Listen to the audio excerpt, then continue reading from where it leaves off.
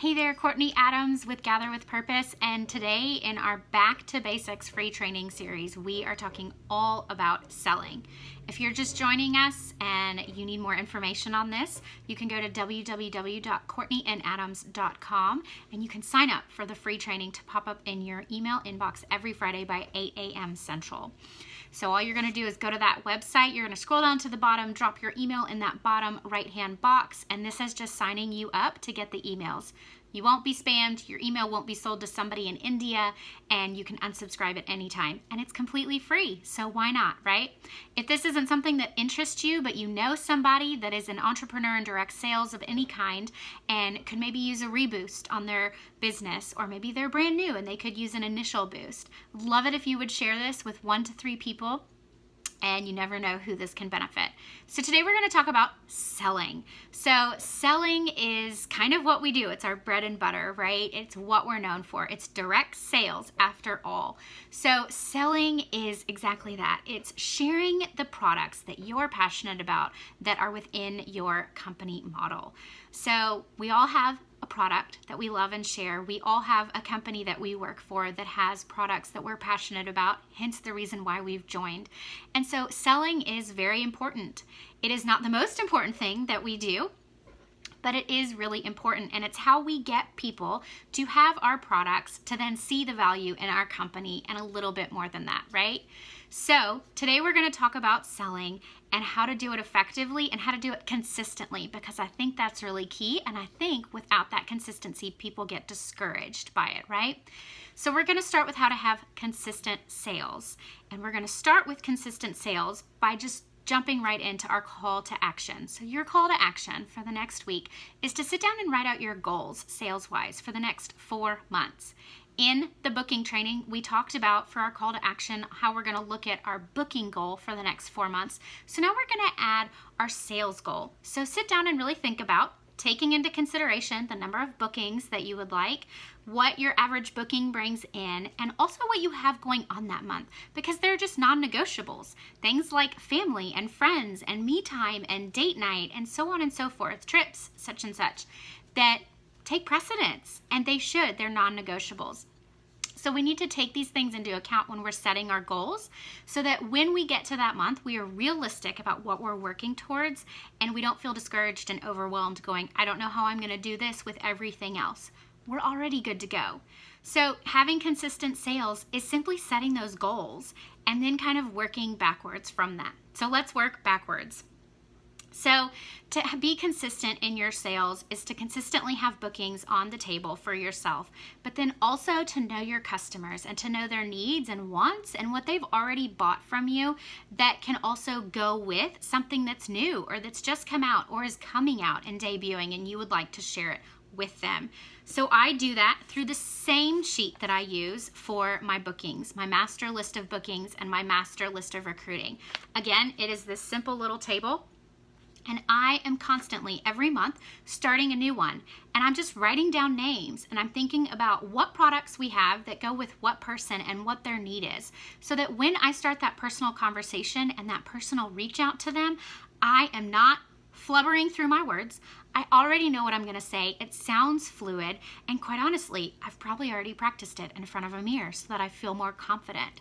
So I'm writing down names and I'm going through and being intentional with my time so that I am not wasting their time when I'm reaching out. I know that I can more than likely close the sales deal and help them with something that they'll use, because that's the point, right? When we can sell something to somebody that they will use and like, they will come back for more because they know that it is not just a sale for us.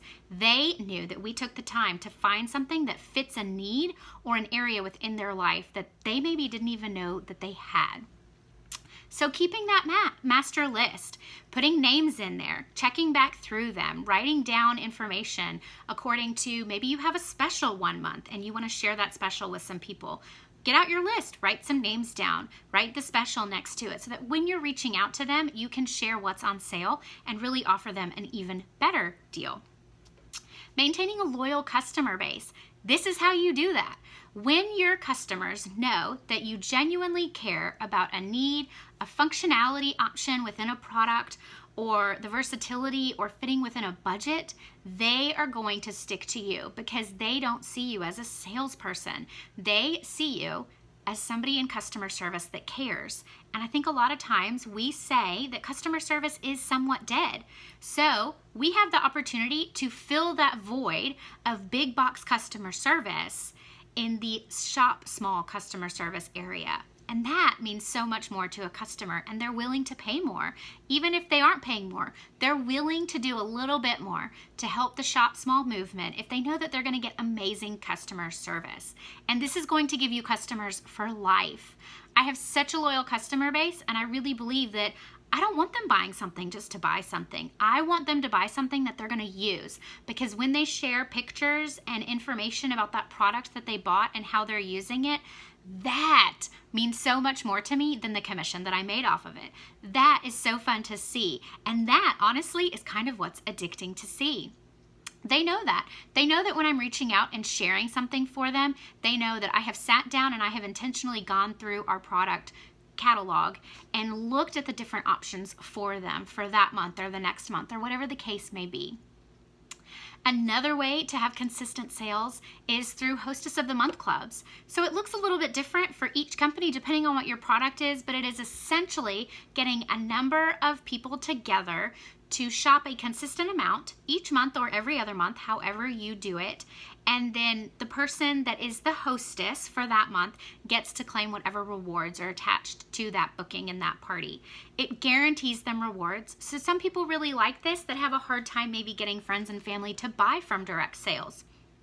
Because yes, those people do exist, unfortunately. Hopefully we're changing the wave. But a Hostess of the Month is a really great way for people to be guaranteed rewards. And they will continue to come back because it is successful for them. It gives them something from their spending, and they're reaching out and they're sharing and they're being a part of something consistent.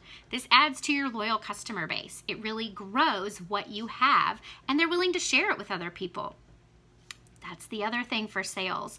When you are great at what you do, but even not that, when you're passionate about what you do and you genuinely care, those are the top two. And I think that's what makes you great at what you do.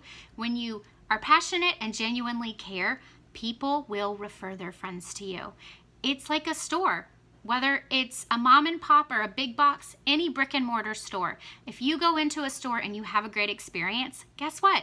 9 times out of 10, you're going to get it on social media and share about that experience.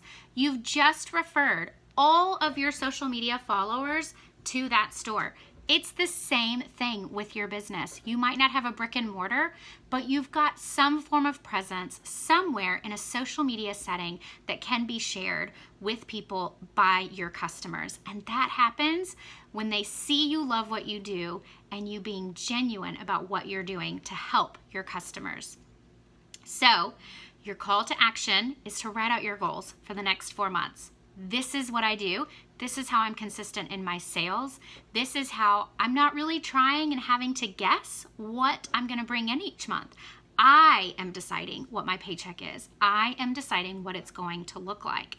And this is it. I'm sitting down and I'm writing out my sales and taking into consideration what I have going on that month. I am speaking it into existence, so to speak, by writing it down. The other thing for your homework this week is you're going to come up with a list of people to reach out to for the next 2 months. So look at your business, look at your company, and if you'll have monthly specials or monthly offers or new things that are debuting for the season, think about those and think about who you could reach out to and share those with specifically, and then start doing it. I suggest no more than 1 to 2 people a day so that you don't get overwhelmed, because if we sit down and we have a list of 20 people that we have to reach out to and we've got 2 days to do it, we're more than likely just going to put that piece of paper behind us and say, oh well. But if we are consistent in doing 1 to 2 people a day, we are going to make it happen. It's not overwhelming. It's something that we can tackle each day, and we can do it via text or email or phone call or social media avenues like Twitter and Facebook and Instagram. All of those give us opportunities to share what we have to sell. The other thing is practice. Like I said, sometimes I've practiced exactly what I want to say in front of the mirror. It helps me build confidence. It helps me feel better about calling somebody that maybe I've never talked to more than once. It helps me know what I want to say so that when they pick up that phone, I don't stutter my way through the words and get really flustered as to what I want to say and what I have to offer. I want to sound confident and professional and like I know what I'm talking about and that I am there to help them genuinely, so that when they go to close and buy whatever it is that I'm offering to them personally, they know without a doubt that I called them as a genuine customer service rep for the company I work for, as opposed to somebody that's just trying to close a deal. That's not what we want. That's not what direct sales is about. So you've got your little handout here. Go ahead and start working on filling in the blanks. You're going to talk about your specials for the month and the next month, and then start working on that master list and practice in front of that mirror. Thanks for joining us today. Bye-bye.